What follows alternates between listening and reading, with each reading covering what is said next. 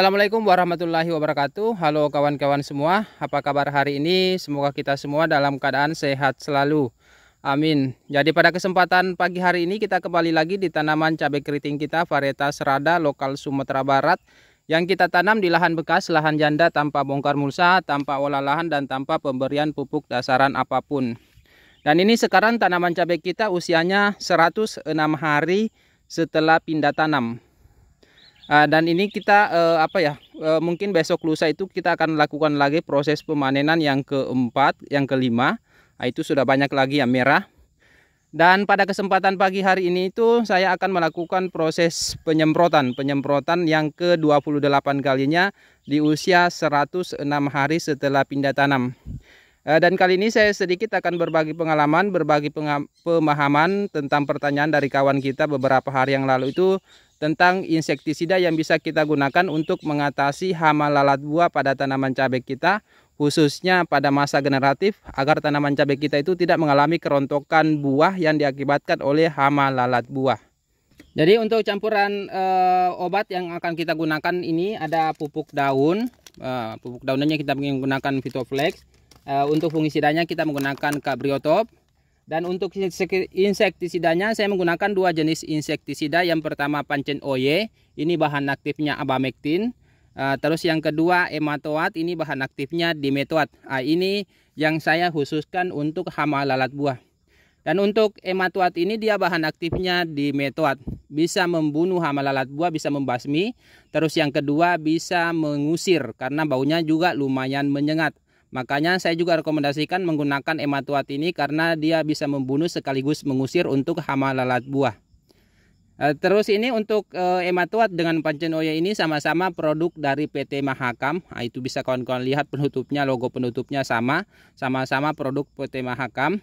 Untuk Pancen Oye ini dia bahan aktifnya Abamectin, bisa untuk hama kutu-kutuan. Kalau misalkan pada tanaman cabai bisa untuk hama kutu-kutuan penyebab keriting daun pada tanaman cabai, bisa juga untuk hama ulat, misalkan hama ulat gerayak. Terus saya campur dengan Ematoat, ini bahan aktifnya Dimetoat, bisa untuk hama lalat buah, bisa juga untuk hama kutu-kutuan. Jadi kalau misalkan kita campur dari dua jenis insektisida ini antara Pancen Oye dengan Ematoat, ya itu sasarannya bertambah, bisa untuk hama lalat buah, bisa untuk hama kutu-kutuan, dan bisa untuk hama ulat gerayak. Dan untuk Ematoat ini kenapa juga saya rekomendasikan? Yang pertama, ini harganya lumayan murah, tidak cukup 100 ribuan untuk kemasan 250 ml.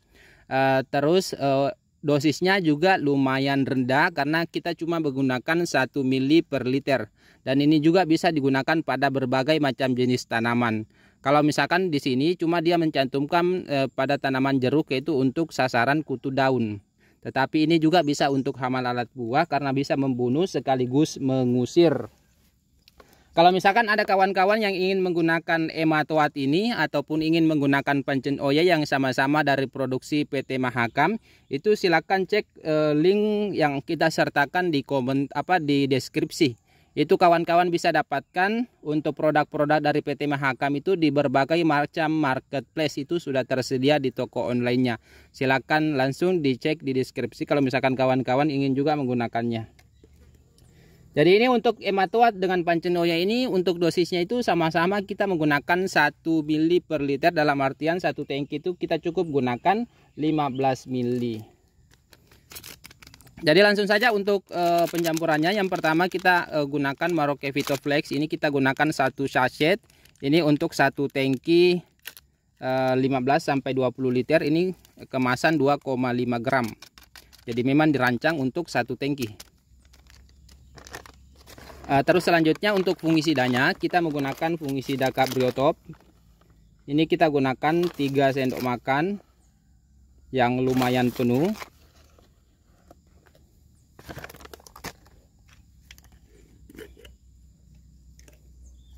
Terus untuk Ematoatnya ini kita gunakan 1 ml. Jadi dia hemat penggunaannya, ampuh, dan harganya lumayan murah.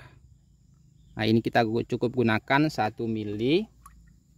Terus kita tambah dengan Pancen Oye juga 1 ml per liter.